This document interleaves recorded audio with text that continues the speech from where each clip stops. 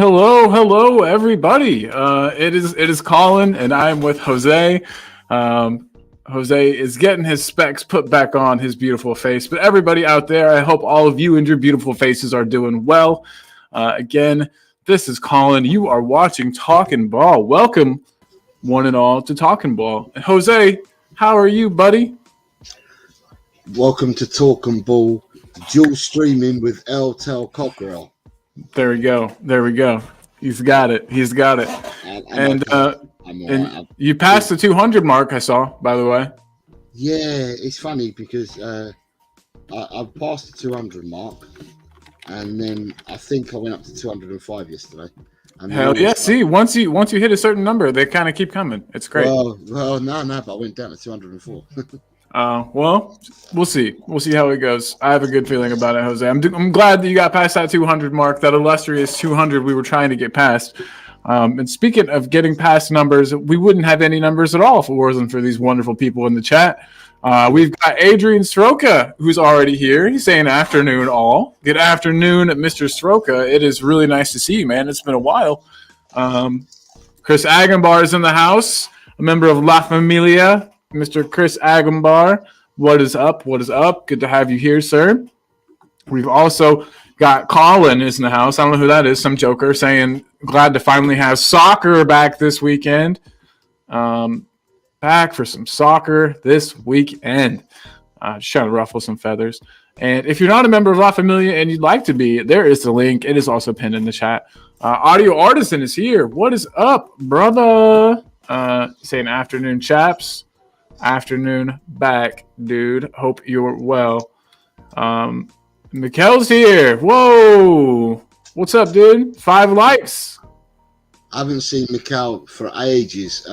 He did the predictions when we first started doing it, and hasn't reappeared again. Mikkel, you need to be coming back on Friday, 4 o'clock, mate, and start getting some more predictions in. We missed your predictions, sir. Yeah, man, absolutely. It's still anybody's game. You know how easy it is to make up the numbers in those prediction leagues. But good to have you here, my guy. If I remember correctly, United supporter? Is that what? Yeah, Man United supporter. Yeah. That's what I thought. Nice, man. Well, sorry about the injury to your boy. He was finally looking like he turned a corner and was going to be the player you all bought. But and I've lost. Jose has been lost. Let me figure out what happened there. Okay, I'm not sure how that happened. I didn't like that, though. And then we got Talking Beer in the house saying, good morning, fellas. Good morning, Mr. Beer. Mr. Nick, how are you today, sir? Everybody in the chat seems to be in a good mood. It's Thursday. The week's almost over. Jose, you said you had a busy work day today, but now everything's good? Good now? No, I'm busy again tomorrow. I've got loads of work on at the moment because, as I said, politicians, you've got all the elections, stuff. I've got all the elections coming up, and then with all the elections coming up, it means that there's a lot that we need to deliver before they break up for what they call purdah over here. So you break up and you can't make any legislative decisions for an 8-week period. So everyone wants all the work done before that recess comes into play. Damn. So you have to get work done 8 weeks in advance. You're working ahead 8 weeks. We've got to get everything done by mid-March, and then the elections are not till the beginning of May. So there's 6 weeks what we call purdah leading up to the elections, and then 2 weeks for the elections to come through and then an administration to be formed. So for 8 weeks, we're basically trying to bring everything in we need to bring in now, and then no more decisions can be made for them 8 weeks. But everything that's already been decided has to be brought in by the end of them 8 weeks before the new administration. So I am under white wigs. Do they have white wigs on, Jose? Are these the people that wear those? No, that's just me through the work. Oh, snap. That was good. That was a good one. But I heard somebody told me that like members of the government high up in England still do the wigs. So I was just wondering if... Yeah, that's in barristers in court and judges and stuff. Oh, okay. They wear the wigs. They cool. They wear all the Victorian stuff. See? So at least somebody's still doing it. Yeah. We stopped, but I'm glad you guys kept up the tradition. Ben Kaufman's in the house saying, vote Kaufman. It can't possibly be worse. I like that slogan. You come to the U.S., man. We'll have you here. We'll take you here. But guys, I was trying to switch music up today, but I'm going back to the normal music, you guys. It doesn't seem right without the hippity hop that I like to play. But yeah, guys, Spurs are coming back. That's one thing I'm real excited about. We got a keeper West Ham coming up today, so don't leave before that happens. Good God, don't leave. But first, we've got this match at the weekend. Palace at the weekend. We finally get our Spurs back. Jose, we talked about it a bit, but you've been going a little bit stir crazy without football, I think. It's a nice escape from all of your busy shit that you've got, you excited to have it back? No, I'm glad to have. Listen, when Tottenham are playing, I'm absolutely uber happy, for Tottenham to be playing and to watch Tottenham. But in all seriousness, because we haven't had a game for 2 weeks, I've just concentrated on work, and work has consumed me for the last 2 weeks, and will still consume me tomorrow. But I'm already looking forward to Tottenham. I was looking forward to Tottenham the minute that we played the last game when we come off the pitch. But I'm looking forward to Tottenham. It's something that we all need to look forward to. Absolutely. And I think everybody in the chat is as well. If you guys are excited for the match, let me know. Let me know how everybody's feeling. I have some questions. And it's impossible to tell, but we've kind of talked about this before. But do you expect any defensive shakeups with the team? I have a further question to add to this, because I know your answer, I think. But what are you asking me exactly, Colin? Any defensive shakeups that you expect? I'd like to say no, but the press is not till tomorrow. And all we're doing is we're reading in between the lines and what's coming out on Twitter and little sneaky things that you're getting told. I mean, I've watched someone today. I logged in at lunchtime for 5 minutes, and I watched someone on the show today talk about Porro and a doggy both being fit to play. So I'm like, well, I'm just sort of, where'd you get the Porro information from? Because I thought Porro was out till next week. So I'm Googling it right now. Well, yeah, I mean, but then again, Postecoglou doesn't give much away, does he? He really doesn't, and I like that though. I like that about him. So even if he was fit, he wouldn't be giving much away anyway. Very true. Very, very true. Mia says, reading between the lines, you say. Mia, what is up? Another channel member, another member of La Familia, Mia from Spurs Between the Lines. And you know what? I actually have that. I got that saved in the private chat right now, Mia. Guess what? Free promo. Boom. Spurs Between the Lines is in the chat. Everybody make sure to sub. We've also got Paul G. I don't think we said hey to Paul yet. Paul, what is up, my guy? He says 10 a.m. is just a tad too early. I think they're talking about having a beer. I think that might be what it is.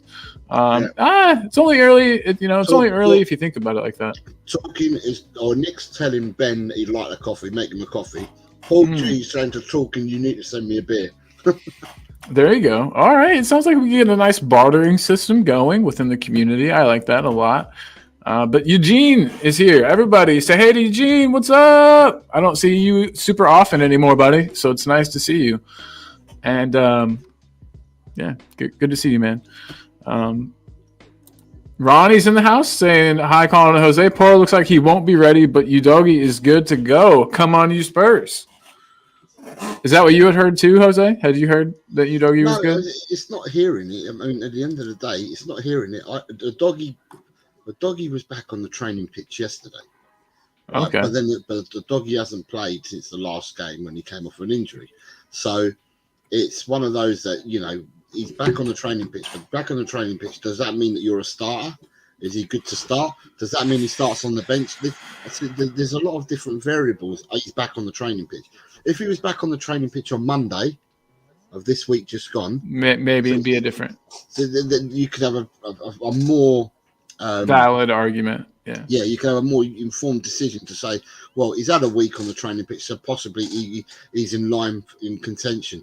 But he only came back yesterday, so although yesterday was Wednesday, we need to wait and see where when and what. So We got Michael asking when we start talking about the football. Well, we kind of are now. This is pretty much the flow of the show. So hope you enjoy it. Daniel, he says, "Big up." What is up, Daniel? Daniel is here. And Talking Beer has used his 1 month. He's been a member for 1 month. We appreciate that big time. And he says, "Come on, you Spurs." Use his 1 month member chat. Big up, dude. Come on, you Spurs, for sure. So we've asked about defensive shakeups. We don't really know what's going to happen there. I want to ask you this question. I don't have a banner for it. Do you think that if Poro's not back, this is just to you. This isn't what do you think Postecoglou would do? This isn't what do you think? But do you think that Dragisin would be better than Emerson at right back? Are you asking? All right, I'm going to tell you what Postecoglou is going to do. He's not, but I'm going to tell you what he's going to do. Right, Postecoglou is going to play a 3-3-3-1 system tomorrow. Right, that's what Postecoglou is going to do. He's going to play with Dragisin, Romero, Van der Ven, and in midfield he's going to be playing Saar, Bissouma, Bentancur. In the three behind the Richie or Sonny. Sorry, the three behind Sonny are going to be Werner, Maddison, and Johnson, and then Sonny up front. That's what he's going to do.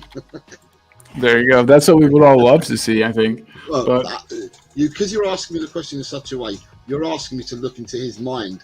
And no, I'm just asking you, in your mind, do you think Dragisin would be better at right back than Emerson? Is just all I'm asking. You and I watch it on telly, right? Yeah. You've got Ben and Paul here in the chat who go to the games, right? Yeah. Ben and Adrian in the chat that go to the games, right? Ben and Adrian will probably, no doubt, turn around and say to us that we are not set up to play the Postecoglou way if we've got a combination of or one of Davis and Emerson and Emerson, and therefore, without playing them two, it becomes really, really difficult to play that system.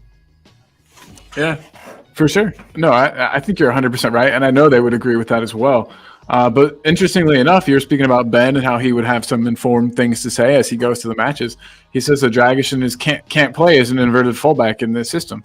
We see it on telly, but these two go to the games, right? So these two, they're seeing off the ball movement that we don't see. They see everything down the pitch. So I trust. You trust what these supporters say to us. So you trust these guys? You actually trust Ben Kaufman and Adrian, all the people that go to the game, trust them because they see it through their eyes. Do you know what I mean? So yeah, I'm just getting in trouble for sure. What they say is going to be informed as well because they've seen it with their own eyes at the ground. However, what I can turn around and say is, why can't we see what's his name? Why can't we see Romero playing that position and bring Dragisin to play alongside VDV? Because Romero, for hell sure, Romero can play in the midfield. Romero can carry the ball out. I reckon Romero can play that position. Definitely. I think that he's done it. He's probably done it whenever he was playing in Spanish League. I don't know. Actually, no, Italy. Why do they say Spanish League? Woo! Sorry about that. I caught myself right as you caught me. You've got Paul G, member for a month, also coming in with Coy's 2. Big up, dude. Coy's 2, baby. Scotty M. What is up, Scotty? Good to see you, buddy. Yeah. He says Royale can't play as an inverted fullback either. I love it. So, Scott, who do you think would be better in that position? So if I give you the option, Dragisin or Emerson, I think I know who you're choosing, but let's hear it. Just out of just interested. You got Smithy saying hello to both of us. Whoa, what up, Smithy? Sorry, I'm finishing my keeper West Ham, so thank you for. Daniel Lee says we've already seen proof this season that Ange is not much to change every time he's had players out in defence. He's played bloody Davis and Emerson. That's not really showing me ambition. Adrian is saying start Emerson at right back, see how it goes. If it goes badly, bring Dragisin in. Not a bad idea. I would just hate to play Dragisin and have everything go tits up and then it seem like it's his fault or something. You know what I mean? I don't know. I'm sure he's a strong mentally dude. He could handle it, but David Clark. Before I go to David Clark, sorry, David, I'm going to jump to Michelle and I'm going to come back to you.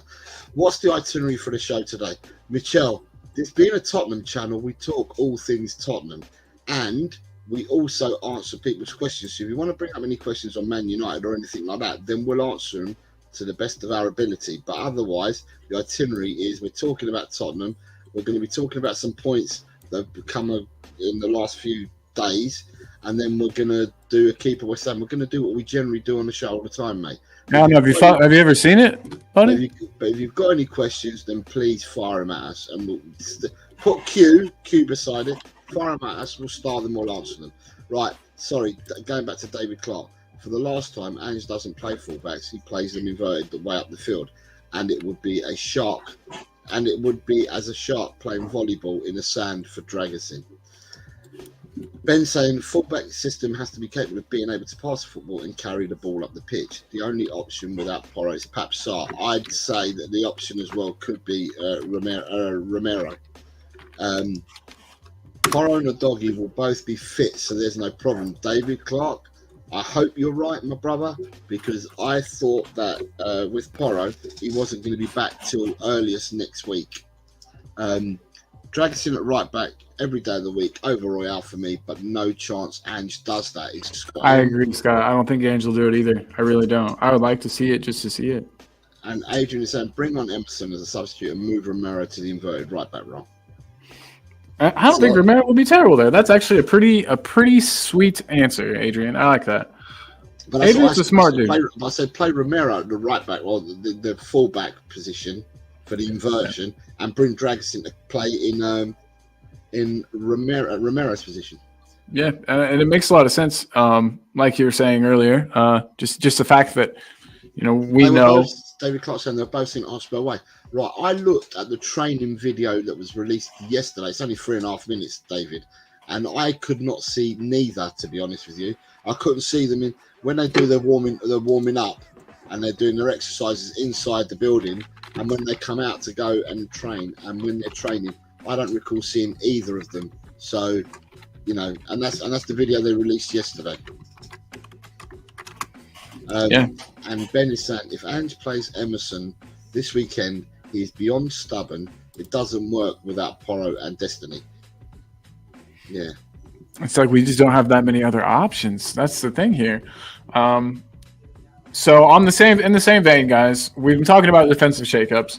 What about offensive shakeups? Do you think? I don't think we'll see many, if any. I think we'll see the same three that we always see up front. I think we'll see Sonny, Richie, and Kulu to start. But I'm just wondering. Can I just ask the chat? Yeah. Right. Is the music too loud for the chat? Oh. Let me cut it down a bit. I can really hear the music, so I'm not sure what they can hear from us. Okay, yeah, I dropped it down a bit. Is that better for you? Yeah, now for me it is, but I just wondered if the chat, because the chat has not said anything. Soren says no, and Talkabit says he can't even hear it. You might as well turn it up. You might as well turn it up and have a disco. Right. Sorry. No, you're good. Sorry, what you were saying. Carry on with what you're saying, because I stopped you because of the music. Okay, so I was just talking about right backs, or not right back. Whoa, sorry, totally different thing. Talking about just offensively. Do you expect any shakeups? Do you think there's going to be offensive shakeups? And then I said Sonny or Richie to start through the middle because I know they move around a bit. But yeah, just curious. Do you think, Jose, there'll be any offensive shakeups, or do you think we'll see the main three that we always see: Sonny, Kulu, and Richarlison? I think. Yeah, now it's distracting. You need to turn it down. Okay. Yeah, I was going to say you turn it even louder than it was before. Yeah, because everyone said they couldn't hear it. That's it. That'll do. Because that's quite low now. Right. Okay. Yeah, look, Totspur saying music's too loud. Yeah, so people are saying right. So that's Colin fucking a bag again. Hey, I'm yeah. Right. Little bit. So right, Sonny or Richie to start. Right. My preferred. There's two ways of looking at this. Right.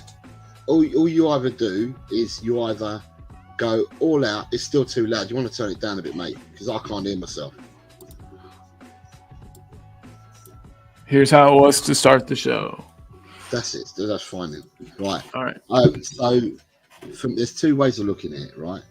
Is either you go with your tried and tested, which is Richie, Sonny, Kulu, you're tried and tested, or and then you bring out the speed merchants in the second half, or you start with the speed merchants and bring the others in the second half. So me personally, tomorrow I would start Sonny in the middle. I'd start Werner on the left, and I'd start Brennan Johnson on the right. That's how I'd go. But I don't know. I don't know what he's going to do. Hold on. So you have Brennan starting and you preferred. Interesting. Speed kills. Yeah. Oh, definitely. If used effectively, speed absolutely kills. If you set a centre half, right back when I used to play, you set to centre halves now. If centre halves, if you offer them to play against a striker who they could feel all the time, or would you want to play against pace? They'll tell you they'd rather play against a striker they can feel all the time. So therefore, for me, you give them what they don't want. They don't want to feel speed coming at. Well, you can't feel speed because speed goes past you. So I'd prefer to play players with speed for tomorrow to start off with. So right, I've got to go back to. We're missing the chat here, because you just jumped down and asked the question. So you've got Daniel who says, don't you think that's worrying, Colin, that you already know that Ange won't play Dragusin over Emerson? He's that predictable already to read as a manager. Adrian is saying, is Richarlison injured? I don't know, Adrian. Where are you getting that from, mate? Yeah, not that I've seen. He was in the training video yesterday. Did you injure him, Adrian? Did you do it? Barbaric Disdain is in the house. Hello, gents. Hello, you both well? Hi, Barbaric. Hi, Barbaric, who done really well in the predictions last week. Him and I got the top scores for the week, so well done. Dakaru's here. Hi, Dakaru. Whoa, what's up, bro?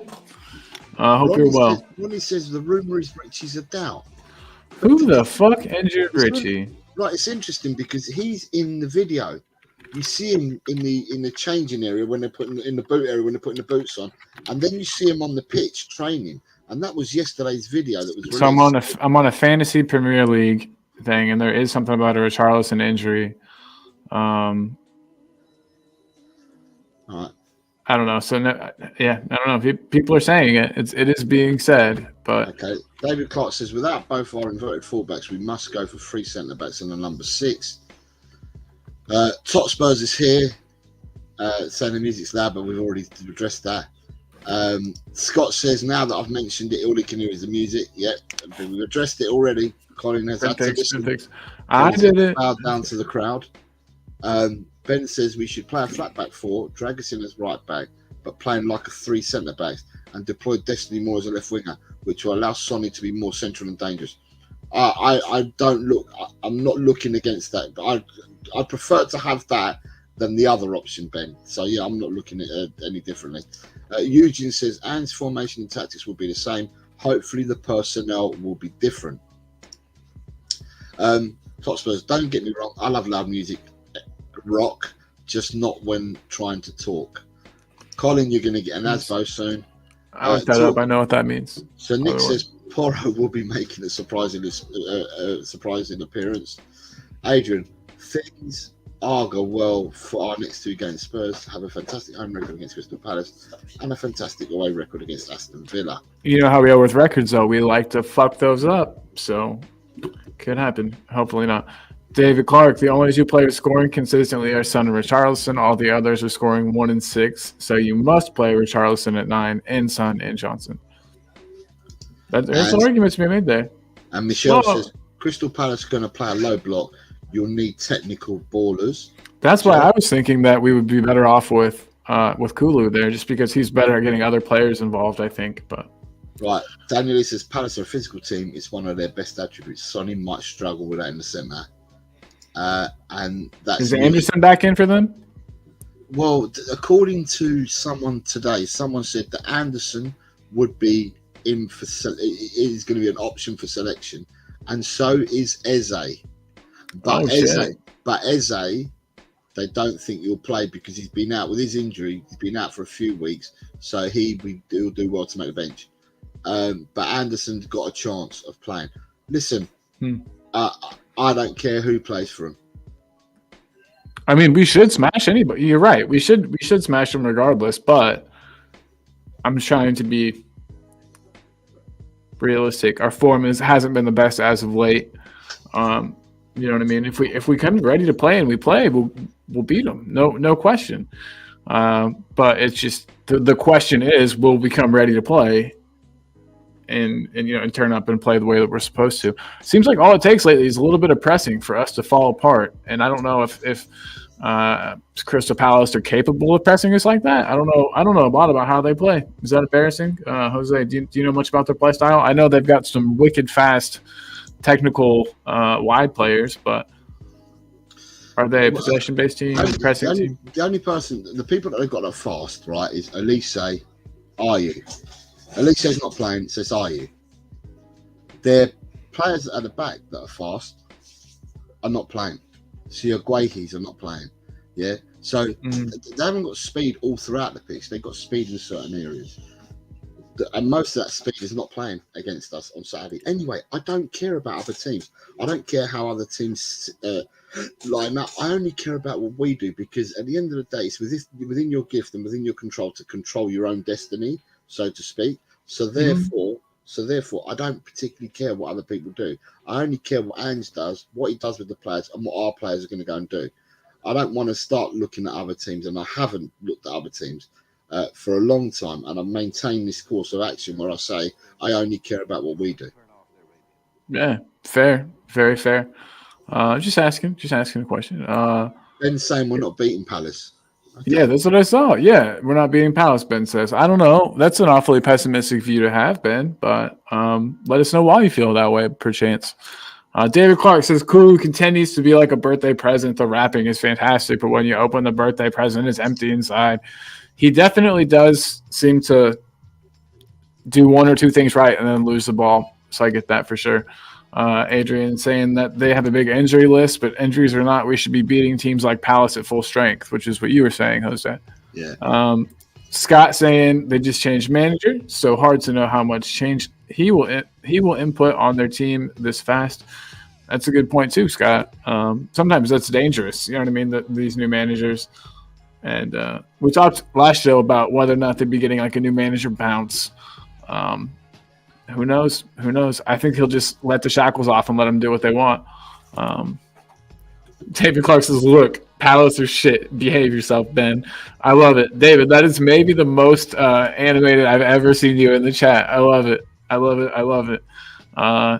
David Clark cursing is my new favorite thing. Pranvat is in the house, though, saying, hey, guys, what's up, Pranvat? Good to have you, man. Jose Pranvat's here. Hello, Pranvat. How are you, sir? I hope you're well. He's got a question, too. I've started because we got another question above that one, Pranvat, that we're going to get to. I've started that one as well. So, sweet. What we've got is, did you read out Adrian's about the injury list? Yeah, we're way past that. We're down to Pranvat, which is you've done Scott's as well. Yep. Okay, so we're on Pranvat's question, but we'll come back to that. You've done Michelle. No. See, this is right where I stopped. As much as I love to predict Spurs dropping points, Palace are crap. Talk and Beer says 5th. Adrian says 8 wins out of 13 games gets us top 4.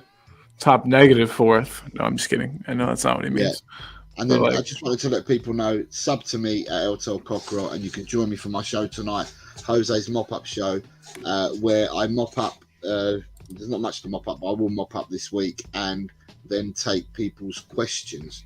The questions are always fun. Yeah, which brings me on to the questions that we've got starred at the moment, which are, the first one is from Tot Spurs, and this is where the chat can get involved. Tot Spurs says, question, is Paulinho and Eze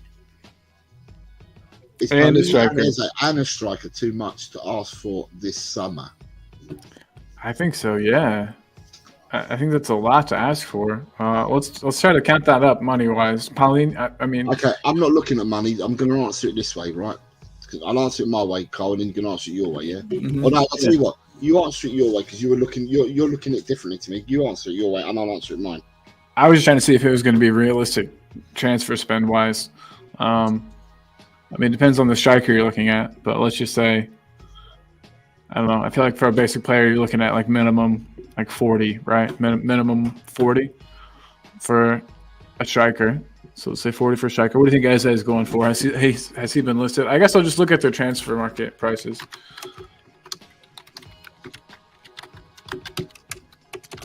So Eze, they've got him 48 million. So 50. So we'll say we're up to 90 with Eze and a striker. And then what do you think Paulinho is going for? What is it? So you talking pounds or euros? Yeah, pounds. Oh, it's coming up as pounds. I don't know whatever site you're looking at says pounds. Okay. Yeah. Transfer markets. And they've got Paulinho at 60 mil. So 60 million euros for Paulinho. So yeah, it's okay. About 150, I'd say, for all three. 160, yeah, 160. Okay, yeah, fair. I could see that happening. It will be tough, but I can see it happening. So let me square this one back to you, Tot Spurs, right, and to the chat, right? Is it too much to ask for this summer to ask for a number 6 that Postecoglou doesn't play with 6s, he plays with 8s, Eze and a striker? So that's 3 players. The way that I look at it and the way that I break it down is that how many players did we sign last summer transfer window? And how many players did we sign the transfer window in the summer before that? So I worked this out last week. Well, I didn't work out. I was just sitting there. I was asked the same question and I gave the same answer. So I'm repeating my answer from a couple of weeks ago. In the summer or before last, we signed at least 6 players in the summer. Right. This summer just gone, we signed at least 6 players again. So therefore, asking for 3 players in the summer, no, it's not too much to ask for. Now, whether they are these names or not, they may well be these positions. Apart from a number 6, Postecoglou doesn't play with 6; he plays with 8s. So if you're looking at buying Paulinho as a 6, he ain't going to go for Paulinho because he wants 8s. So for me, I would have said that Tottenham, Tottenham are obviously going to let some players go in the summer as well. So I would have said an average of 6 players come in anyway. So from whatever you let go, and I think we need to let go of more than 6 to bring in 6, because we've got players that are outside the squad at the moment who don't take up one of the spaces for the 25, but they will take up revenue, money. You're going to have to spend money on these people for their wages and that if they're sitting outside the 25. So we've got a fair few players to get rid of in the summer. But I would say that an average at the moment is that we'll definitely get 6 players in. Damn. That's how I'm going to answer that one. I like that answer a lot. Very different than how I looked at it. So thank you for your differing perspective, my man. So if you look at, I mean, let me go to the summer before last. The summer before last, we brought in Fraser Forster, Perisic. We brought in Richarlison. Who else is Bissouma?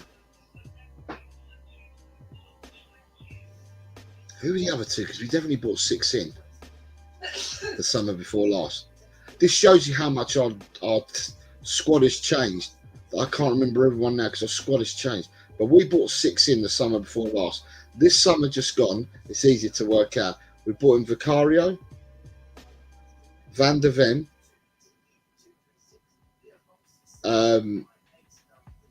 we brought in Brennan Johnson, we brought in Veliz, we brought in Solomon.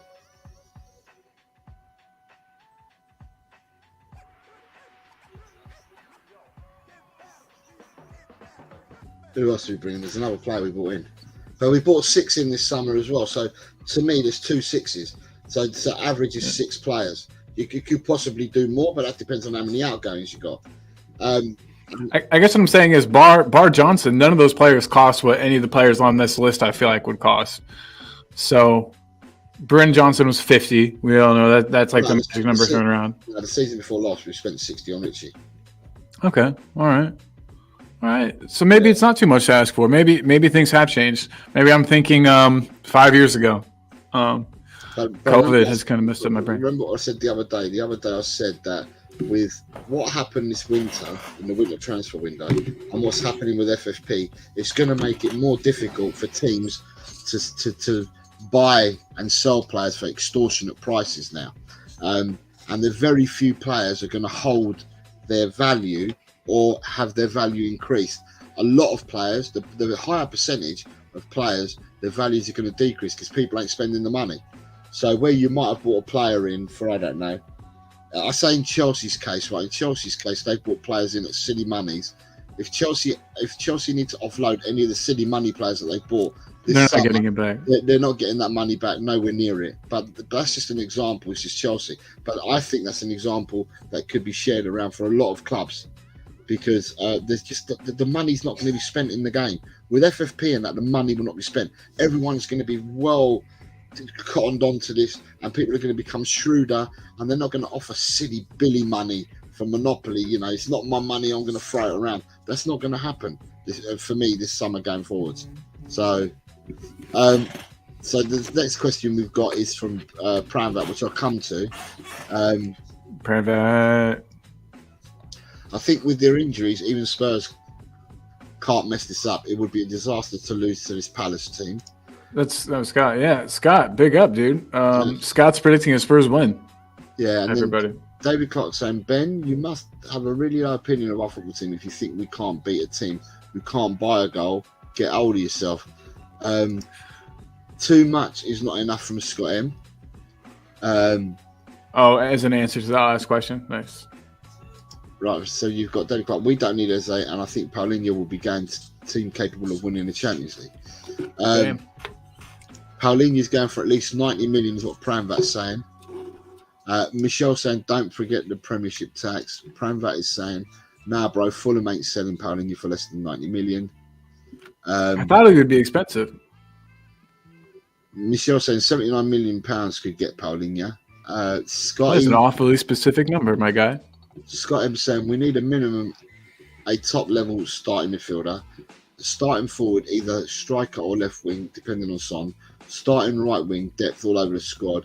At least 4 depth players, 7 players at the minimum. Like I said, Scott, all I'm doing is I'm looking on average how many players we've bought in for the last 2 seasons. We've bought at least 6. So for me, my starting point, without sales, it would be six players. Is where my starting point would be. And you know, I wouldn't like to see anything less than 6. But I'm also aware that we have a squad of 25 players, but then we also have players that sit outside that squad of 25 that are currently on loan outside of the club. And when them players come back, apart from the youngsters, because Devine and Phillips won't affect the quota next year, I don't think Veliz will affect the quota. I was going to ask if Veliz was I think he's 20. I think he's 20, so I don't think he affects the quota next year. But when you're looking at players like Rodon, who will go this season, because Leeds do want him badly. And then you look at Reguilon, and then you look at Endon Bailey and players like that. They need to be moved on, as well as some of the others that we've got in our first team squad that we need to move on as well. So I think 6 is a minimum, but we do need to sell players as well. And hopefully we'll take a leaf out of the book that we used in the summer and in the winter windows where we started letting people go.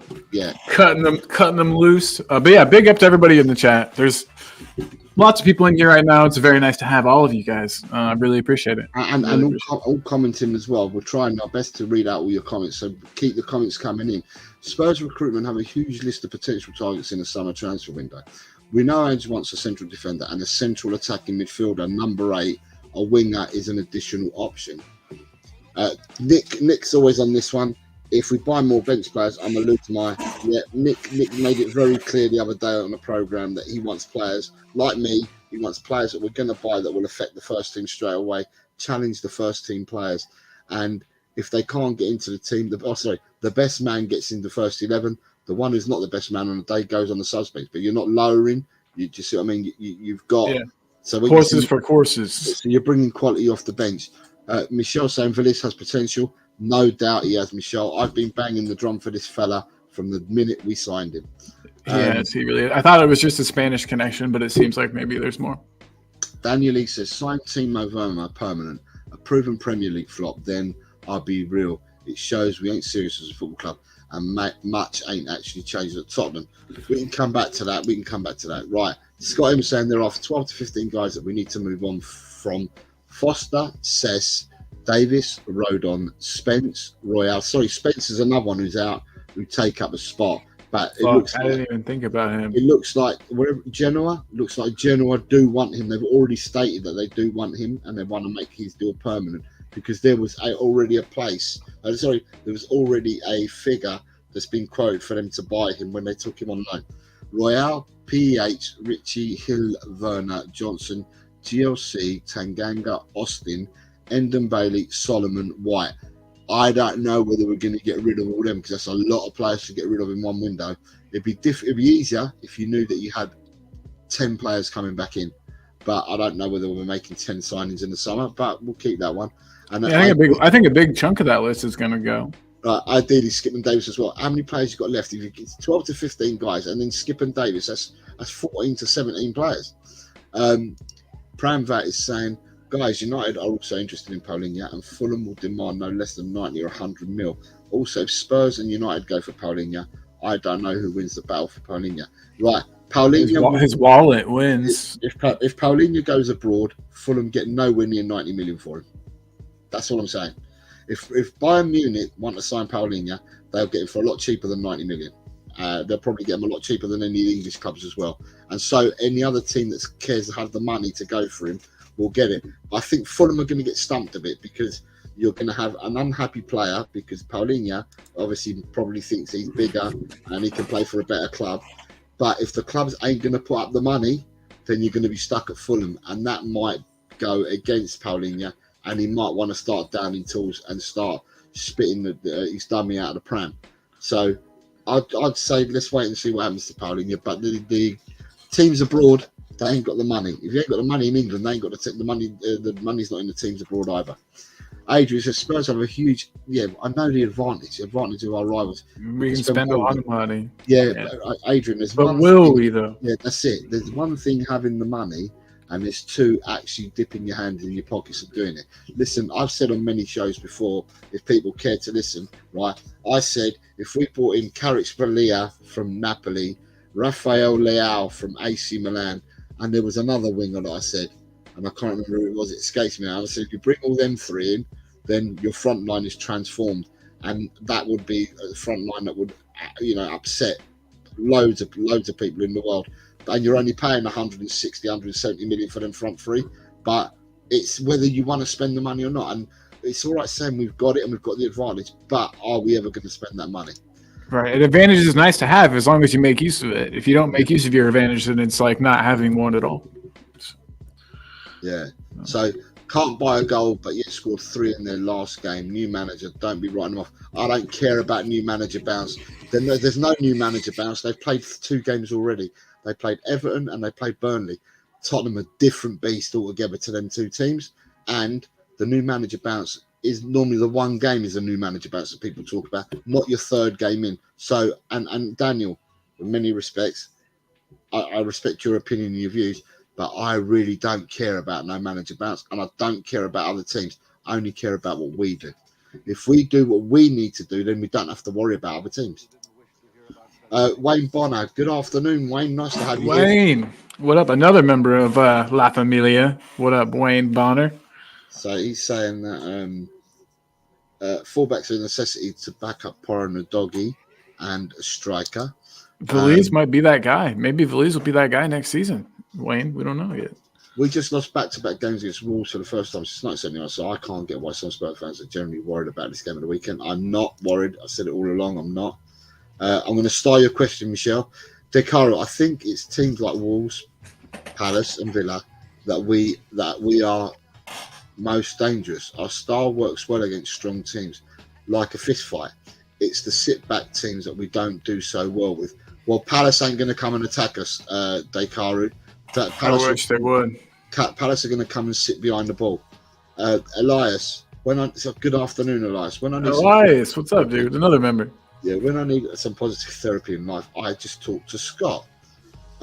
Michael saying United ain't going for Paulinho. He's also 29. Shit, is he that old? I had no clue. No way we're paying that much money for him, man. Adrian is saying that Forster, Whiteman, Austin, Maddison, Skip, Parrott, Davis, and Johnson will be our 8 homegrown players.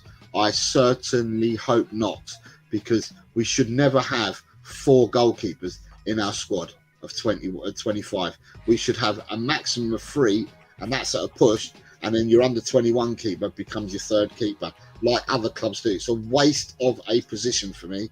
So to have Forster, Whiteman, and Austin there, just a complete waste. Keep backup keepers on your mind, though. Everybody, just keep that on your mind. We'll come back to that. Daniel Lee is saying, no point saying Spurs have FFP advantage. We never use it. That's what we just said. Adrian Starr will be homegrown too next season. Elias is reminding him. It's a good point. Pramvat says, guys, I don't think Leao will join Spurs, and also Leao alone will cost near 125 million. It's an absolutely stupid decision to pay that much. Right, Pramvat, I'm going to spin this back around to you. Who will pay AC Milan 120 million for Leao? You tell me any club in the world that's going to pay 120 million for him. And I tell you now, nobody is going to spend 120 million on Leao. There is no money to spend these stupid amounts of money anymore in the game. Has he shown that he's unhappy at AC Milan? He doesn't have to show that he's unhappy. You're just not going to spend that kind of money. No one's going to spend that kind of money. If that was going to happen, we would have seen big, massive transfers in the winter window. We would see big, massive transfers already being talked about for the summer, or already being lined up with agents and already being done. This is not going to happen. I'm telling you, you're not going to have these silly prices of signing Enzo, Fernandez, Caicedo, Rice. These players, if these players are worth 120 million or whatever, and 105 million respectively, and 106 million respectively, then Leao's going to be worth a lot more. But you're not even going to get players signing for that kind of money in England, and that's where the most money is spent usually. And the English clubs have got the most of the money. So who's going to pay 120 million for Leao? It's completely bonkers. No one's going to spend that kind of money anymore. You watch Victor Osimhen. If Victor Osimhen leaves Napoli, who's paying Victor Osimhen? Who's going to pay Napoli the 120 million they're asking for Osimhen? They ain't going to do that. So we've got a question started. We're going to come back to it. I want to catch up with the chat and we'll go out to the question. Jose, mate, you also said the Wolves game should be easy last week and we should have no problem getting the 3 points. And we shouldn't have done. I watched, Daniel, what I'll say, right, when we get low block teams, I saw Man City play Brentford, I think it was, and they were away at Brentford. And Brentford played with a low block against Man City.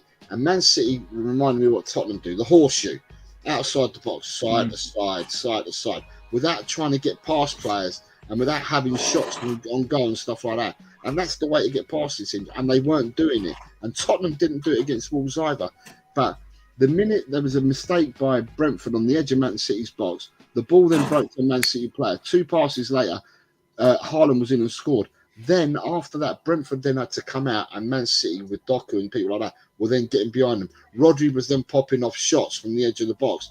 But they weren't doing that before. Why don't we take shots from outside the box? We never hit them. That's the one thing that we don't do. So Maddison doesn't have a shot from outside the box. Porro's got a decent dig on him. Doesn't take shots. I don't know what it is, but we need to do something different, Dan. We need to do something different. Instead of this just horseshoeing all the time, we need to either get past the defender or take shots where your players can then run in on the goalkeeper saving it, parrying it out, and but we've got to start doing things. like we saw with Sarr's goal, Sarr's most recent goal. Yeah, exactly. We don't do that enough either, Jose. We don't follow shots in. We don't follow shots in. No, we don't do it at all.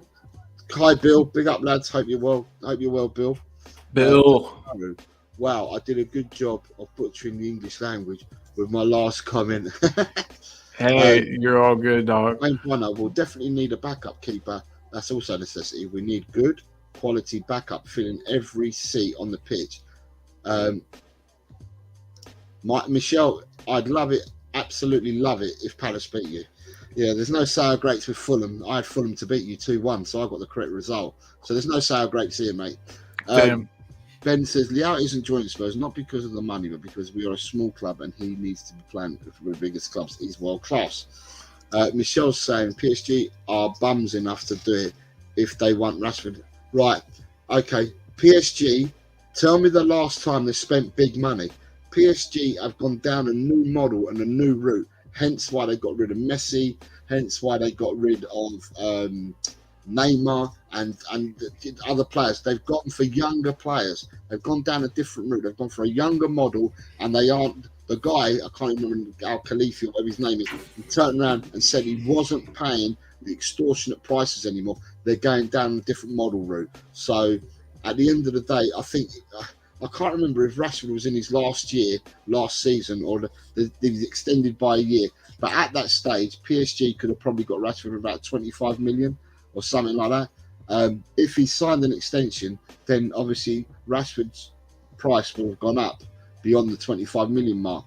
But these teams ain't got the money to pay these kind of monies, because it's not just FFP in this country, it's FSP and all that's going on in Europe as well. I'm telling you now, you're not going to get stupid sales like we've had in the past. I think it's going to calm itself back down.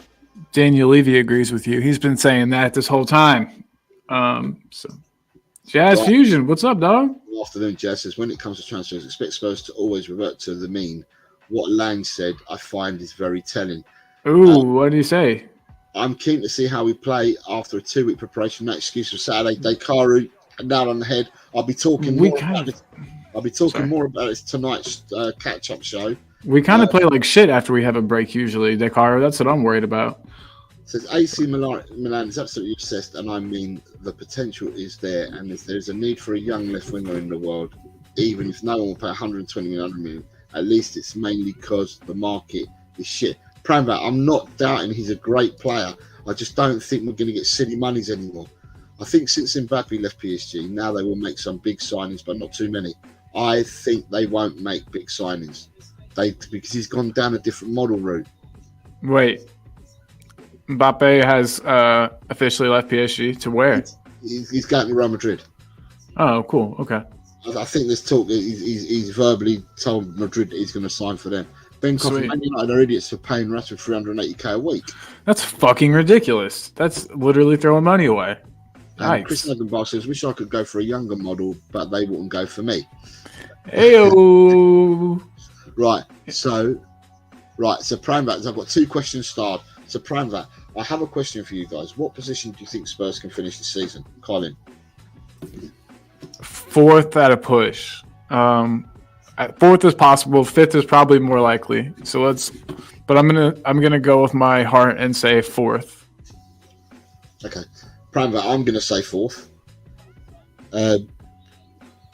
Tottenham have a heavy-duty part to play in the destiny of a lot of stuff that's going to happen this season.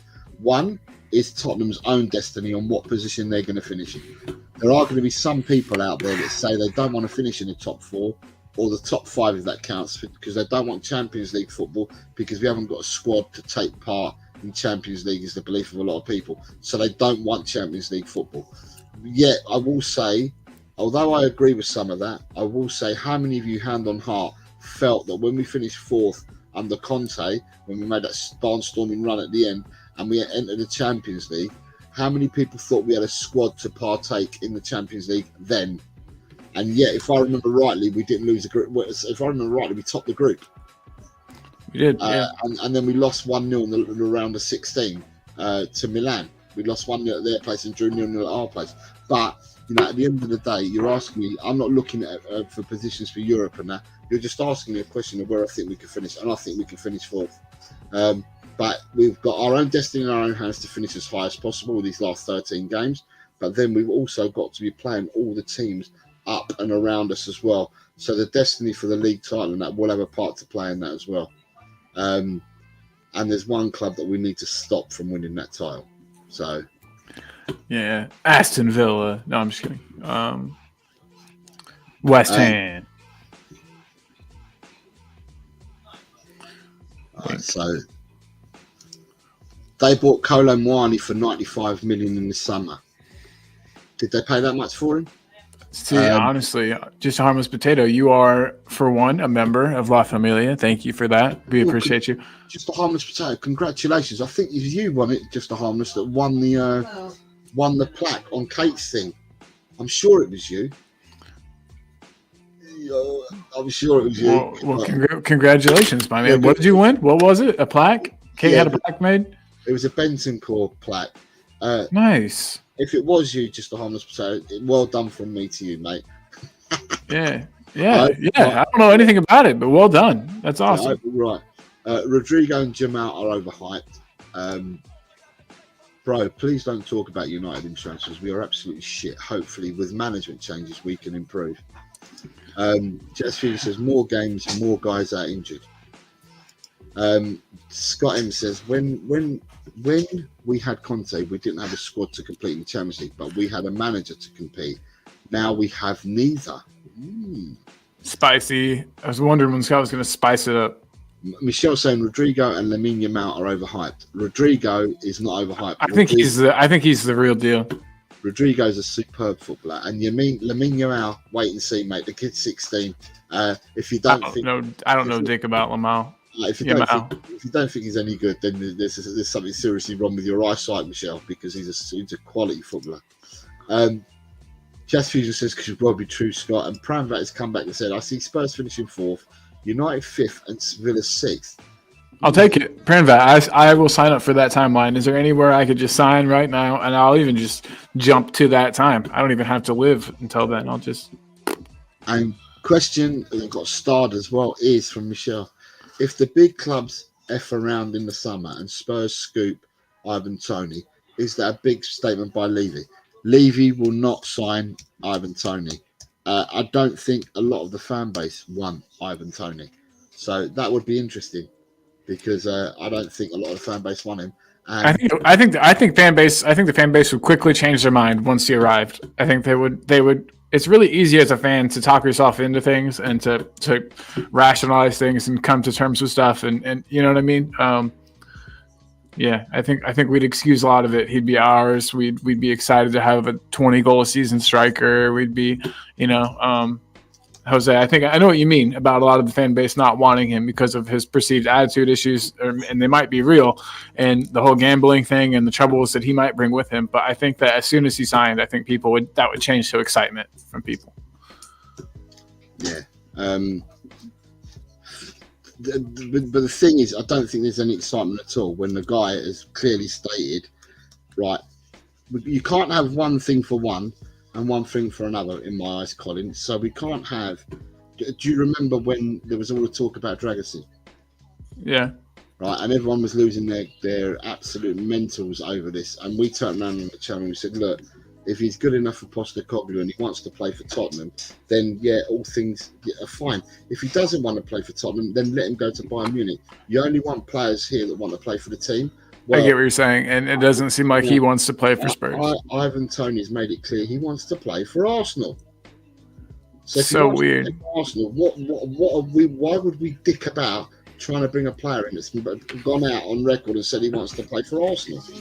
Yeah, I mean, people say stupid things sometimes, Jose. Maybe he was under the influence of alcohol. But I think he's got an affinity because I think he supports Arsenal, I think so.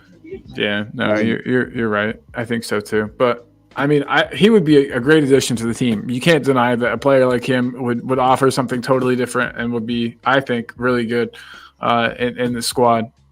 Could holds the ball up well. Could score some nice tap in type goals. I think, man, if we had a striker who was really on it, we'd score so many of those with the little cutbacks we do from the byline. Beautiful, but no one's there to finish them off. Yeah, Pramvat says Yamal gives me glimpses of Messi. I have to Google this chap now. Yamal Lamina, is that what it was? Yeah, it's just you says Yamal ate their lunch in pre-season. You also got Bill saying that he has to agree, sadly, but with Scott. Pramvat says Ivan Toney will also cost a lot of money for any English club, near 80 million. Jazz is saying fans want what they can't have. Just wait on those who arrive and don't fret over it. Cool. Yeah. I'm doing my modding here as well. Hit the like button is lonely. Yeah, because I've just had a look to see how many people we've had throughout the show and how many likes we've got. We haven't got many, so we're not either we're not doing our job and we're boring the crowd and they don't want to know. That's probably what it is. God damn it, Jose. Yeah. Being boring. I also threw this in there. Oh, I messed up your order of things really bad. But guys, please make sure you're also supporting El Tel Cockerel. If you're watching this on Talking Ball, just consider running over to El Tel Cockerel and finishing it over there. Give it a like, give it a subscribe. But we're not dual streaming today. So if you want to go over there, it's because I'm doing a show tonight. Boom. Yeah. So, and I'll find where that was because I put that up earlier so people know. Sweet. Posting the link. Nice. It I'm going to post. It was earlier, wasn't it? That we did it. Yeah. I have something here too.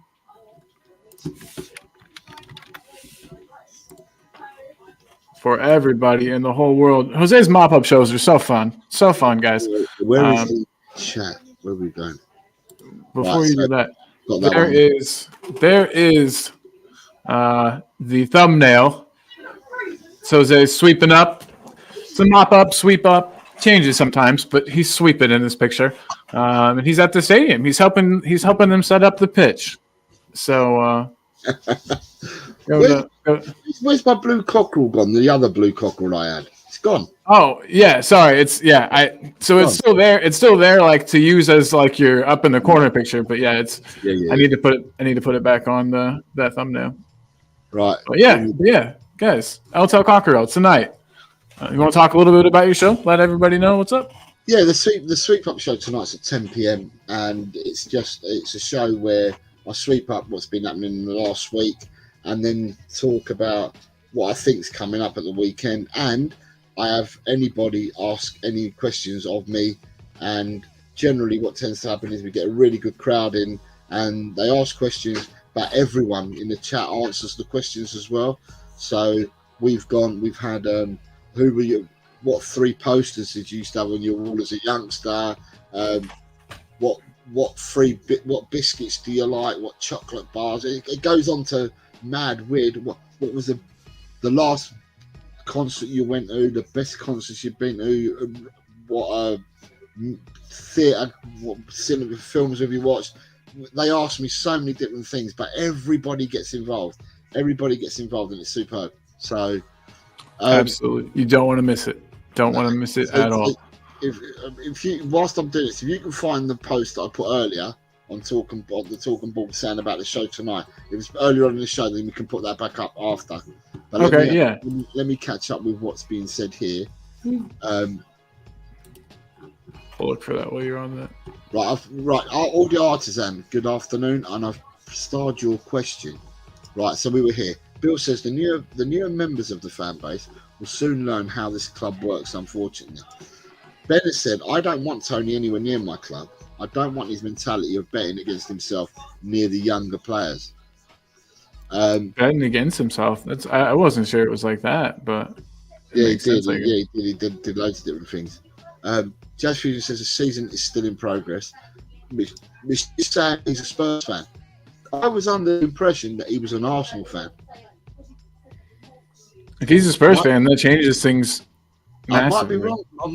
I don't like to be wrong, but he could well be. He's actually an Arsenal fan, and I'm not saying that lightly. So,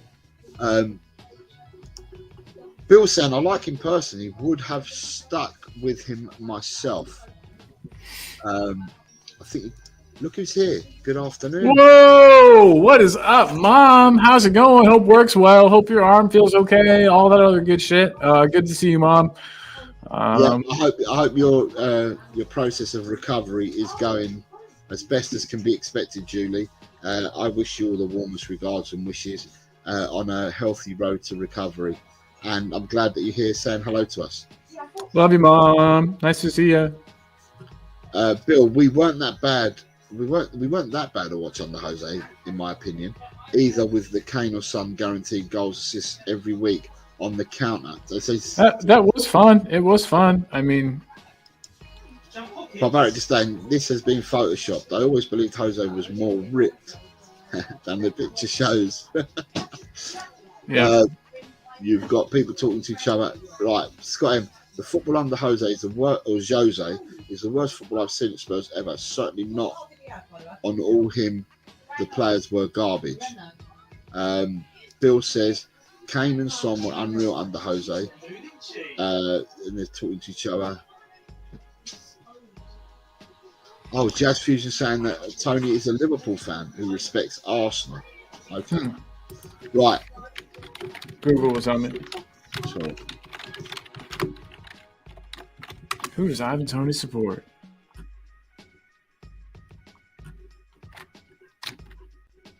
I don't know. He does have admiration for Arsenal. He says that's, but sorry.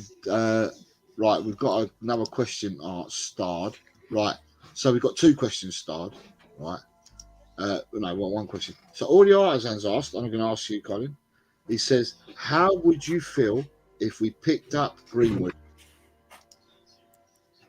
I'd be happy with it. I mean, it depends on what the price looked like, I guess. I don't know what's being bandied about. Let me do a Google here. Is he for sale? I mean, okay. So do you know about Mason Greenwood?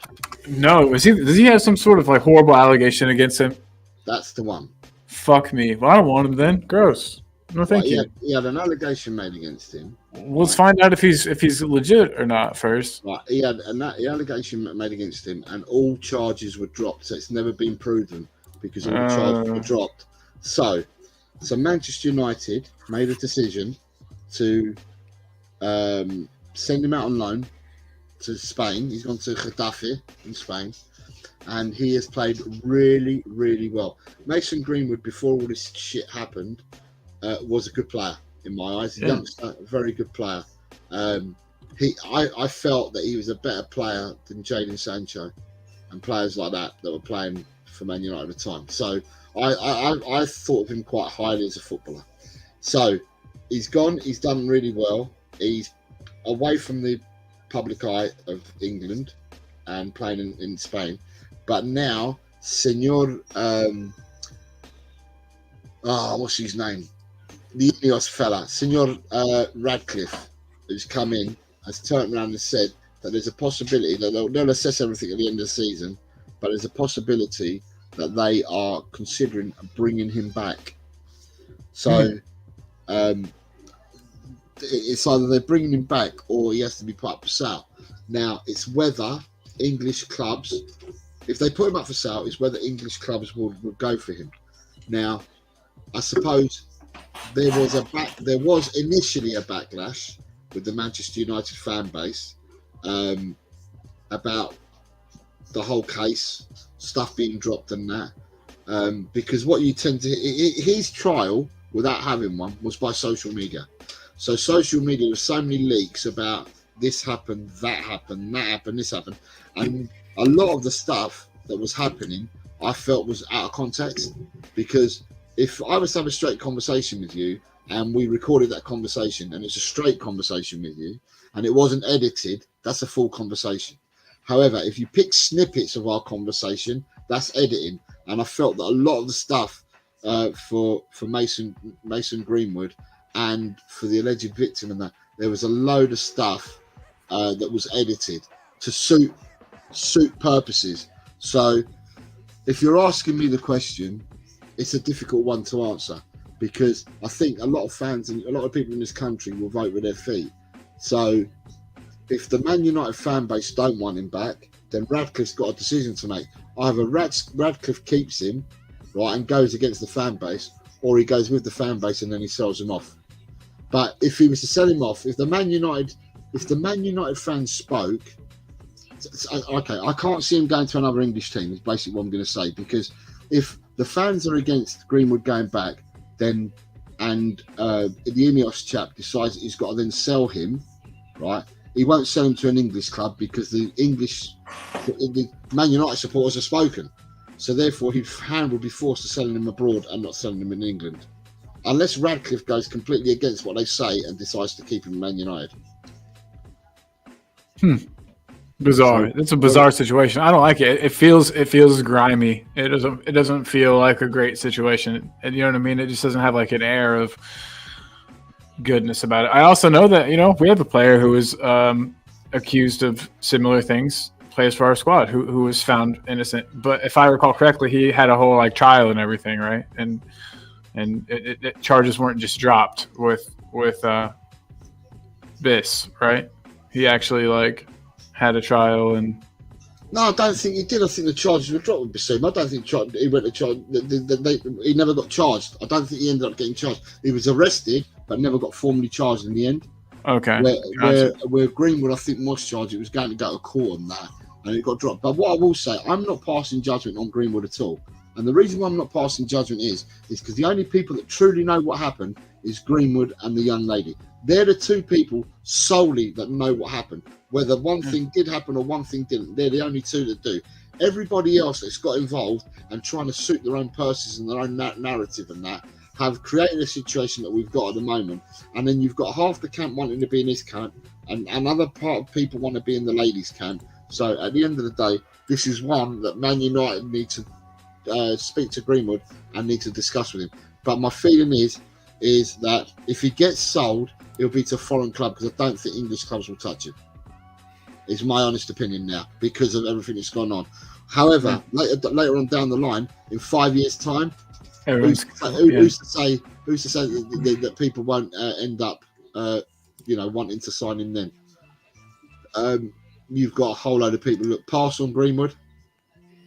Pass. Scott passes. I'm about saying, no, we ain't selling Greenwood, not even for 70 million or 80 million. Your mum's saying no to Greenwood. You've got Eugene saying that Radcliffe wants Greenwood. Michelle's saying Greenwood would be the best player in your crap Spurs team. Just want to say, Michelle, just to even this one up with you, how many Manchester United players would get into Tottenham's first team? So can you answer that for me, Michelle, and then we'll carry on from there with the conversation. Ben wants to say that Greenwood should stay in Spain. I kind of agree with you, Ben. Judy says vibes and character are so important to Ange. We've got to keep the wholesome dressing room. Jazz Fusion, he should return to your crap United team. Yeah. Bro, Mason Greenwood is a effing gem. He is the best academy product from United in the recent time. Not Garnacho, not Rashford. Has the technical ability he has of getting him back. So Jim Ratcliffe has said. Scott M there is no doubt about what he did. He's a piece of, and charges dropped or not, he's a rapist and a woman beater.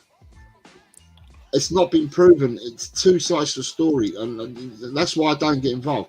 There's two sides to a story, and as I said, I felt that a lot of the stuff that's been released on social media and that is being edited and suits narratives. You don't have full-blown conversations. It suits narratives.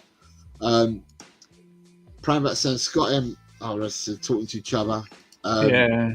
Steve D says afternoon gents, left field shout, swoop for Ross Barkley if Luton get relegated. People would argue it and give a shit and say that he's not up to the standard we're looking for. I think that he would be at least as good, if not better, than Skip. Yeah. Eugene, the Greenwood incident was his personal matter being misused. Greenwood has shown he can play ball. Play ball, he can. Yes, sir. Bro, with that logic, Ronaldo's also okay. Fair enough. Ronaldo's also a rapist. I just said, at the end of the day, there's a lot of people have been accused of things, but the only people that know what happened are the people that were there, because a lot of this stuff in the whole thing is that if we go back, and I'm going to be real on this matter about anything in life, if you went back 40 years ago, or 30 or 40 years ago, before social media was a thing, before the www.com world and stuff like that, if there was a trial, the trial was done, even if it was a miscarriage of justice, the trial was done based on evidence and stuff like that. However, with social media and everything that you can do now, stuff gets edited, stuff gets clipped, and what then happens is that people that are not right close to these cases or to these happenings then form an opinion based on the stuff that they've seen on social media, which I keep saying to people, a lot of this is edited stuff. It's there to suit a narrative of one party or another.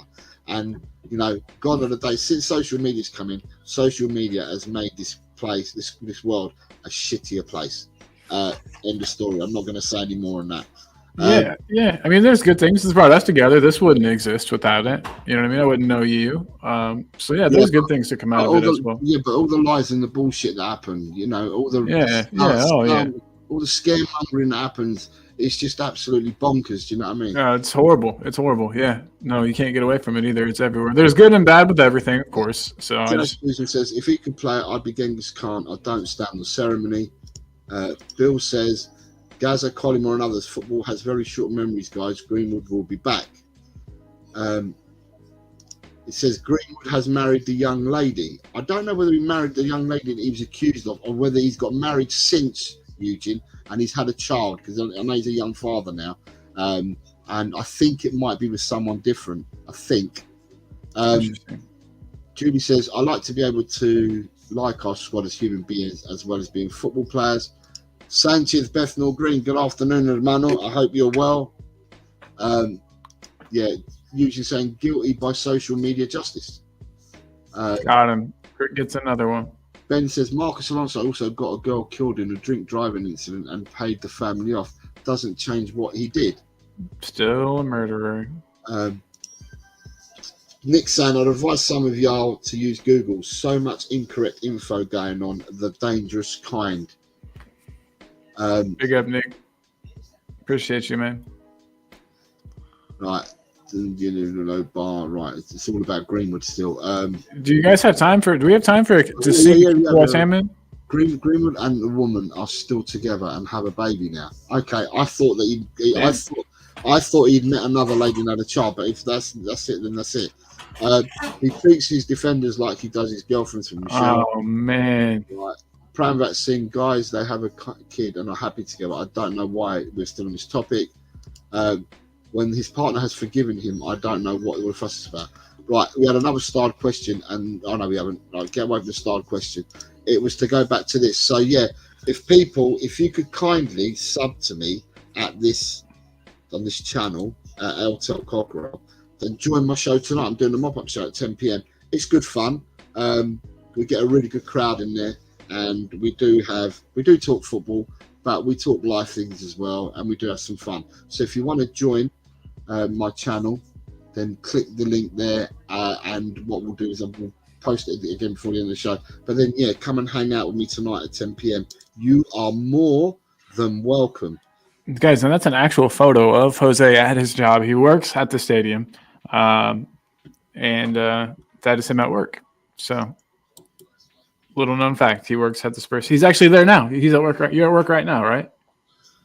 You're at the stadium. You're at the stadium right now. Yeah, I'm at the stadium right now. Yeah. Yeah. See, he's there. Just haven't put my high vis on yet. Exactly. Oh, also, guys, real quick, I wanted to say happy Leap Day to everyone. It is Leap Day. We only get one of these every 4 years. Happy Leap Day. Has anyone proposed, or has anyone accepted a proposal from someone today? Tell us. Leap year. So tell us if you've accepted. This is a thing from a TV show in the U.S. called 30 Rock, but this is Leap Day William. He's like the Santa Claus of Leap Day. And so yeah, I hope everyone has a great Leap Day. Thank you all for joining us and for being here. Can we want to keep it West Ham real quick? Everybody want to do that? Yeah. Let's keep it West Ham real fast. Tell people now what we're doing for it, just in case. Yeah, so we have an intro video. Yeah, that intro video, that's the part you need to explain as well, because we don't want people leaving. It's not an outro video. It's actually an intro video to a different segment of the show called Keep or West Ham. This is actually Keep, Bench, or West Ham. So one player. You'll be presented with 3 players. I'll explain the rules. Basically, it's a game show. Don't leave. Be right back.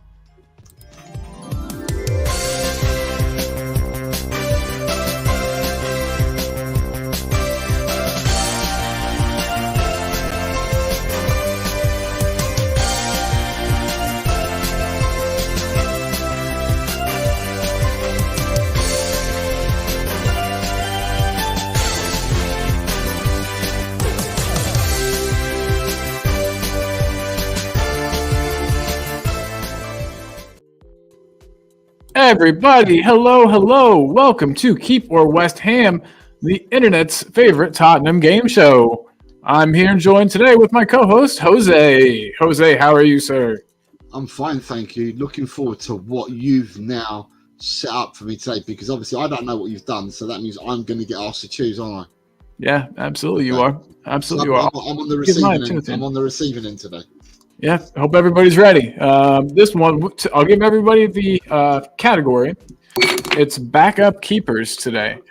We've been talking about our backup keeper. This is going to be a horror show. And here we go.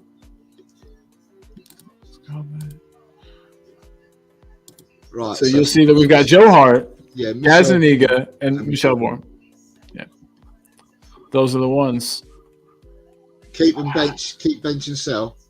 Yep. And I have a feeling I know who's getting sold, but the keep and the bench part is where I think there's going to be the most issue. So guys, who do you keep? Who do you bench? Who do you sell? And when you sell them, they're going to West Ham. Because I'm not a woman, I know what the women would go for because they don't care about the football side. They'll probably go for the looks and keep Gazzaniga, right? But for me, I would be keeping Joe Hart. I felt that Joe Hart was a really, really good goalkeeper. The only problem that Joe Hart has, Joe Hart was bordering on world class when he played for Man City. But then Pep Guardiola came along. He had a different way of looking at football, and he felt that that Joe Hart's feet wouldn't be the feet that he needed. Couldn't play the system that he wants to play. But before that, Joe Hart hadn't put a foot wrong. Joe Hart was an excellent goalkeeper. So for me, I would keep Joe Hart. I'm basing this on their careers, by the way, not just on Tottenham. So I'd keep Joe Hart. So we obviously got Joe Hart really late on in his career, but I'd keep Joe Hart. Listen to seeing what he's done beyond Tottenham as well and what he did before Tottenham. Joe Hart's the one I'm keeping. Michel Vorm is the person I'm putting on my bench. I'm not going to say that Michel Vorm was the greatest goalkeeper. I think he played better for Swansea and for other clubs than what he did for us. Another one that came to us really late in his career. But he done really well with the coaching of taking on coaching roles at Tottenham and that. So Vorm, for me, I would bench. And then Gazzaniga just didn't do enough for me at Tottenham. And he was the youngest one who was still within the twilight of the goalkeeping career. That's true. He wasn't at the end of his career. Yeah, that's so true. He's at the twilight. But he, for me, he's going. So it's interesting because I have got nobody that's agreed with me. Everyone's gone different ways, which is brilliant. So I'm liking this one. So for me, I'm keeping Joe Hart, I'm benching Vorm, and I'm sending Gazzaniga to West Ham. Before we get into everybody in the chat's answers, Jose was right. Give that like button to press, you guys. We would really appreciate it, and we appreciate all your opinions as well. Thank you, Jose. Jishnu says I'm the GOAT, and I think that's for the intro. Bill says, is that me in the intro? Yes, sir. Many years ago. I'm going to start a comment from Michelle. It was done on the 31st of December 2023, like a few months ago, but it was in the last year. Yeah, exactly. No, I was many years younger, at least 2 years, maybe longer. But I'm glad everybody enjoys it. Ben Kaufman says keep Gazzaniga, bench Vorm, and West Ham Hart. Easy. Yeah, man. I wondered if Hart was going to go to West Ham because of his job done tweet that he did. Sanchez Bethnal Green says send them all to West Ham. Sanchez, my dude, you can't do that. Bill keeps Vorm, benches Hart, West Ham's Gazzaniga. You're right. Everybody is a little different today. Audio Artisan keeps Vorm, benches Gazzaniga, sells Hart. I love this. We have hardly got any Vorm, Hart, Gaza, so keep bench West Ham. Wow, okay. Well, Hart is getting more love than I expected him to. Scott says, sell easy. Joe Hart was horrible for us. I have a soft spot for Vorm, so I bench him, and Gazzaniga starts because I think he is the best of them all. Can I just say, right, I've done mine, and I'm going to say this. I've done mine based on their abilities, not necessarily Tottenham, but their abilities. And from their abilities, there is no way. How many times did Gazzaniga play for Argentina?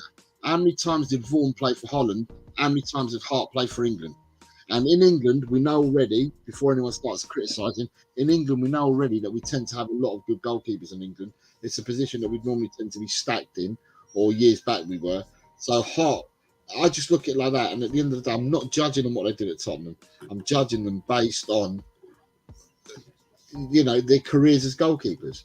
Because, and that's the way I'm basing it. So that's the way I've looked at it to answer mine. I didn't specify. But I do get everyone else's points because some people quite quite rightly have put down their reasoning behind who they're keeping and all that. And that, to me, is good because you've got reasoning behind it. You're not just giving us names, you're putting reasoning behind it. Yeah, absolutely. So we've got Eugene agreeing with Audio Artisan, who again said this: keep warm, bench Gazaniga, sell Hart. That's what Eugene is also saying. Michael or Michelle, sorry, I might be fucking up your name every time, dog. And if I am, I'm really sorry. Michelle says keep warm, bench Gaza, sell Hart. He was shit for you lot. Yeah, I like the short sleeves all the time though. That was cool. Ben Coffin says Gazaniga's doing very well in Spain right now, and he karate kicked a Chelsea player, top marks. Yeah, I didn't know he was doing well in Spain. Oh wait, no, yeah, his team was top of the league for a long time, right? He plays for Girona. Yeah, nice. Girona, as the English people will say, or Girona, as us Spanish people say. Girona. Yeah. Well, I'm glad he's doing well. Oh, and then Jishnu says, keep warm, bench Gaza, sell Hart. I feel you, Jishnu. That's what I was expecting.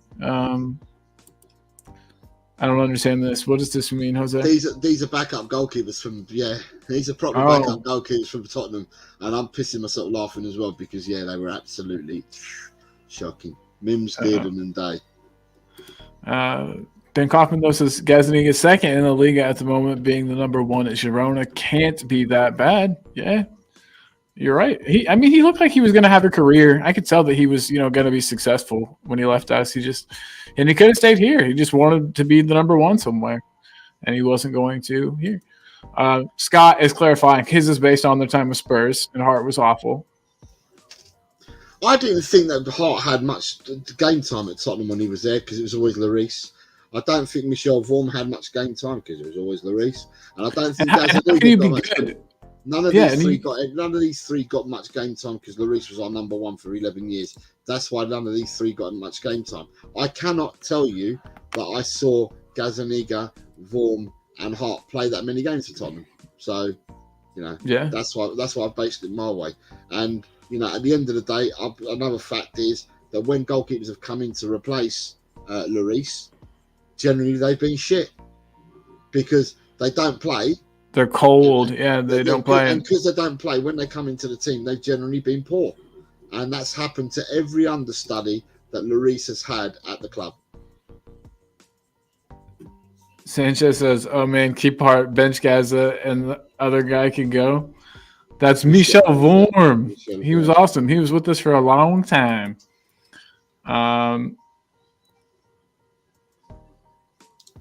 He said, you're a guitar nut. Gotta head over to the coffee stream sometimes. We talk those a lot. Yes, everybody head on over to the coffee company. I don't know if that's in my private chat. If not, I'll have to get it. Throw your link in there, Ben. Or wait, are you allowed? Yeah, you're a mod. Throw your link in there, Ben. Gazaniga going to the Champions League next season, says Eugene, and so are we. We'll see him there. Yeah, Vorm was on our bench for seasons, Jess Fusion says, and he's 100% right. Let me get these guys off so you can see our beautiful faces. I know that's what you guys came for. Yeah, but like I said, for 11 seasons that Lloris was here, all the understudies hardly got a look in. Only if Lloris was ever injured would you get a run in the side and maybe an odd cup game here and there. So you can't really see many people. I can't rate the goalkeepers that we've had as understudies. I can't because they didn't get a chance.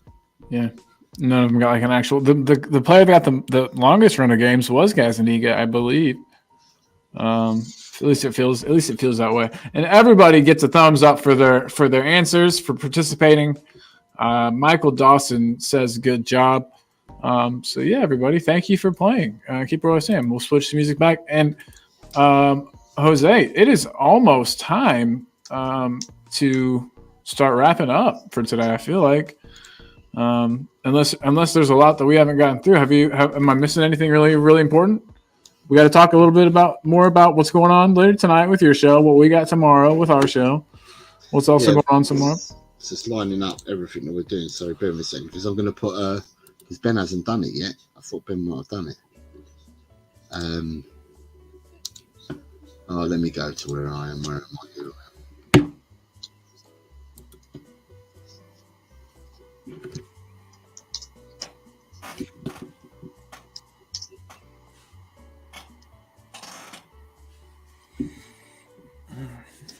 Well, guys, this is Talking Ball. We really want to say that we appreciate you guys being here today.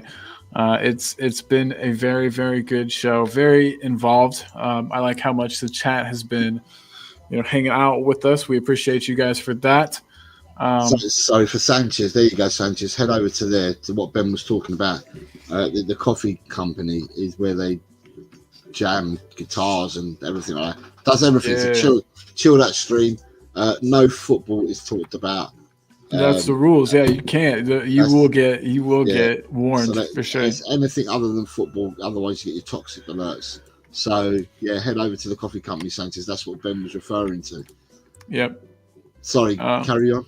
Oh, and then I was just going to say that there's some more content coming up, but it's all coming up on a cool channel. I'll put the link in there again for you, buddy. No, it's there. Right. So tonight, again, I'll say to you guys, tonight I'm on at 10 o'clock on my channel on LTL Cockerel, and it's called a Mop-Up Show. I get a nice crowd in there. We have a good laugh. So if you want to have a bit of fun, talk football, have a bit of fun, then head over. I know my show's on at 10 o'clock tonight, GMT. Tomorrow we will be dual streaming at 4 o'clock from Talk and Ball and from LTL Cockerel as its predictions show. Friday 4 o'clock is predictions show. Last week we had 30 odd people that joined the partook last week, which kept me busy knowing last week, plugging all the results in and that. So we've got that coming up tomorrow at 4 o'clock. And then on Saturday, we are doing our first watch along. People asked us to do a watch along. I'm going to be honest with you guys. I tend to like watching football through my own eyes and not doing watch alongs. I tend to sit down and put my own private space and just watch it. And then I'll critique it after the game's finished. However, people said, why can't we all be on together and do a watch along? So we plan on coming on here at 2:30, half an hour before the kickoff. And we will then do the watch along on Saturday. If anyone wants to come along to the watch along, they can do. I think at the moment it will be Colin. I think we've got Chang and myself. The two that can't make it this week are Ellie and Ash. They both can't make it, but everyone else will be able to. Ash might make a surprise appearance for a bit. She said there's a chance that we'll get a little bit of Ash. Yeah, but not live us in the studio, but live elsewhere. Right. Yeah. Live elsewhere, but not in the studio. So yeah, so we've got that coming up on Saturday. So yeah. So they're the shows that we have coming up. We did have a show on for tomorrow morning at 11 o'clock, but that's now been cancelled because Ellie is away looking after her daughter, and Ash has got private life. She's got loads of work going on, so she's going to be that way for the next couple of weeks. So therefore, tomorrow's 11 o'clock in the morning show has been cancelled. So yeah, it's 4 o'clock for the prediction shows tomorrow, guys. But, please be there. It'll be a good time. I'll have the thumbnail up as soon as this show ends. And you guys can all, you'll have the bell hit because you guys already hit the bell. When we're going live. Everybody that's still here, you've all hit the bell. You've already subbed. You've already done all that stuff. So you'll see that whenever I put that thumbnail up.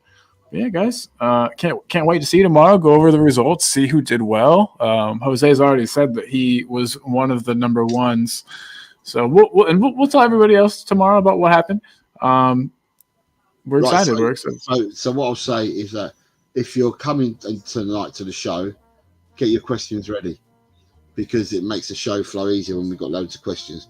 And I'll be honest with you guys, when I'm asked the questions, it's amazing to see how the questions that you ask get answered by everybody in the chat. It really is good, and it gives you an insight to what your fellow people in the chat, what they like, what they're into and what they're not into. It's really interesting. And yeah, the last two shows have gone really, really well. So this will be the third one that we've done on a mop-up on a Thursday night. So, but yeah, you're more than welcome to join me. I'm on at 10 o'clock tonight.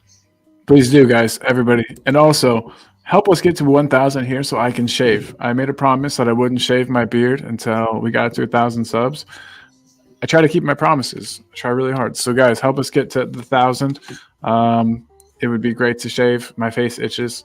But guys, anyway, thank you so much for joining us. It's been a wonderful show. Without you guys in the chat, it wouldn't be anything. 2 people used their 1 month member comments today. We got a Coys and a Coys 2 from Talking Beer and Paul G. Big up both you guys for being members for a month. If you would like to become a member, the link is pinned for members. And I also wanted to put up one more link, and it is our store, our merch store. There is a Talking Ball Printify merch store. You can buy some cool stuff in there. Probably, I'm thinking of having a competition soon where we give away one of the mugs on there. But we'll talk about that too. And yeah, there's shirts, there's mugs, that's it right now. But there's shirts and a mug. Do you know what the giveaway should be? What's that? The t-shirt with you and me on it. Yes. I love that. I think that's a great shirt. Hold on, I can pull it up. People can see it real quick. I know there's not many people left, but let's share this. Printify. So we've got this shirt here. You got to show it on screen. You're not on screen yet. Oh, I'm not on the screen yet. No, oh yeah. You got to share it onto the screen. There we go. Boom. We've got this shirt here. Talking Ball with Jose and Call. It's a wonderful shirt. The names are backwards. It's just good in every single way, guys. If you want that shirt, we'll definitely think of a competition where we'll give one away. We've got other stuff too. We've got the Enter the Dragon shirt here. We've got, just good stuff. The Oi Cobber shirt with a young Postacoglu. There's a mug version of the Jose and Call. And this mug is black when it's cold, and whenever you add something hot to it, you can see the picture. So that's also kind of a neat feature. But yeah, guys, if you want just some goofy shit, the pigeon guy off of Hey Arnold, if you watch that cartoon, I made him into Richie. And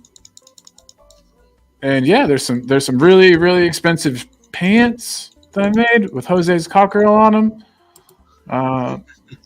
And then finally got the afraid you ain't got the minerals, mate. Talking Ball shirt. So yeah, guys, check those out if you like any of those. Want some goofy Spurs merch? Check it out. Keep this bookmarked because I'm going to be making stuff and putting it up as I feel like it. So if you like any of that stuff, feel free to grab it. It would be really neato. But Jose, I think that's everything that I've got for today, my man.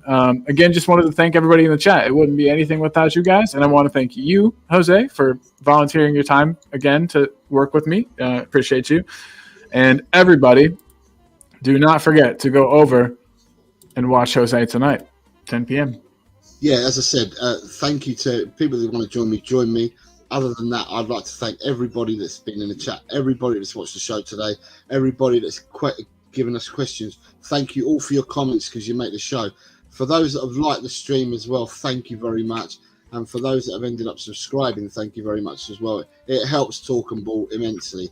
And I look forward to meeting up with people tonight in just over 4 hours' time and having a little bit of a blast tonight and a little bit of a blowout before we hear all the presser stuff and stuff tomorrow, because that will be discussed on the 4 o'clock prediction shows tomorrow. So it doesn't get any better than that, everybody. So thank you all very much for joining us. It's been much appreciated, and much love to you all. Thanks, everybody. Should I do the James Madison song? It seems to be our thing. Before I just wanted to play one more thing. Dealer, there's not been much wheeling and dealing, I'm not a wheeler and dealing. No, fuck off.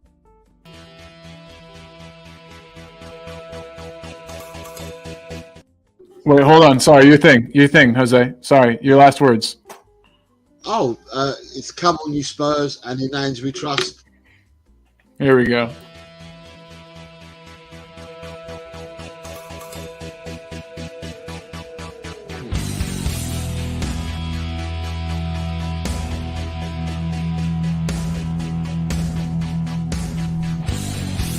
My team has got James Madison. James Madison is what we need. Whoa, thank God we got James Madison. This kid plays ball like you would never believe. Whoa.